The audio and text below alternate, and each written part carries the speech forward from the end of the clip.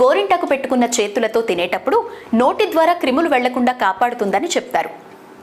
అంతేకాకుండా గోరింటాకు ఒత్తిడిని తగ్గించే లక్షణాన్ని కూడా కలిగి ఉంటుంది.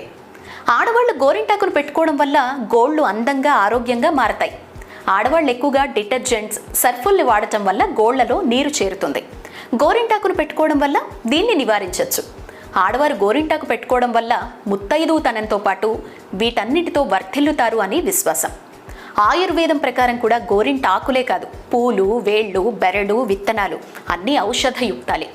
గోరింట పొడిని ముందుగా తీసుకోవడం, దానిని మందుగా వాడటం, గోరింటతో కాచిన నూనెను వాడటం మన పెద్దల చిట్కా వైద్యంలో ఉన్నదే. కేవలం ఆషాఢంలోనే కాదు, అట్ల తద్దినాడు, శుభకార్యాల సందర్భంలో గోరింటాకు పెట్టుకోవాలని పెద్దలు చెప్తూ ఉంటారు. అలా ఏడాదికి కొన్నిసార్లైనా గోరింట అందించే ఆరోగ్యాన్ని అందుకోవాలి అని పెద్దల ఉద్దేశం. గర్భిణీ స్త్రీలు చాలా జాగ్రత్తలు తీసుకోవాల్సిన